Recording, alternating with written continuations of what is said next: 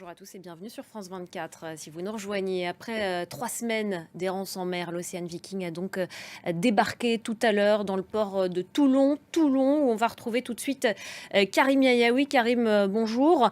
Au bord de ce bateau d'SOS Méditerranée, il y a 230 migrants, dont plus de 50 enfants, des migrants que l'Italie a refusé d'accueillir. L'Italie a refusé de les accueillir et après. Merci beaucoup Karim Yayaoui, notre envoyé spécial à Toulon, dans le sud de la France où, je vous le disais dans les titres, se déroule ce matin la cérémonie de commémoration du 11 novembre, cérémonie à l'occasion du 104e anniversaire de l'armistice de la Première Guerre mondiale. Place de l'Étoile à Paris, on va retrouver James André. James, bonjour. Emmanuel Macron est attendu sur place un peu avant 11 heures et il doit d'abord déposer une gerbe au pied de la statue de Georges Clémenceau. Oui, absolument.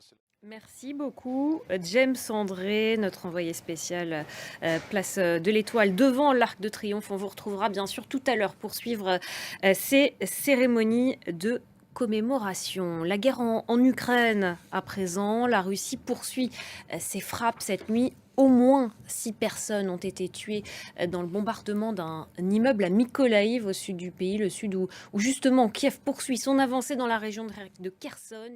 Et puis à noter que les États-Unis viennent d'annoncer une nouvelle tranche d'aide militaire à l'Ukraine, estimée à 400 millions de dollars. Joe Biden, justement, le président américain, est en route pour une tournée en Asie et il est attendu ce vendredi pour une brève escale à la COP27 en Égypte. Le président américain qui doit l'Égypte, où l'inquiétude grandit concernant le sort du détenu Alaa Abdel Fattah en grève de la faim depuis le mois d'avril. Ce blogueur pro-démocratie a cessé de boire depuis le début de cette COP27 dimanche. Il est aujourd'hui sous traitement médical. Antoine Mariotti.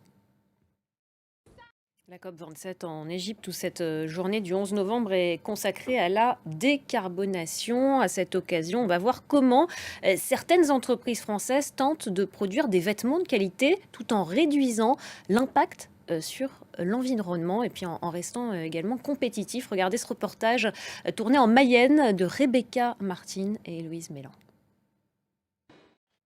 Et enfin, cette attaque au couteau à Bruxelles. Un policier a été tué hier, un autre blessé dans le quartier de Schaerbeek, non loin de la gare. La justice antiterroriste a été saisie. Noémie Roche. Voilà, c'est la fin de cette édition. Merci beaucoup de l'avoir suivi. Vous pouvez retrouver l'essentiel de ces informations sur notre site internet www.france24.com. Restez avec nous, l'information continue sur France 24.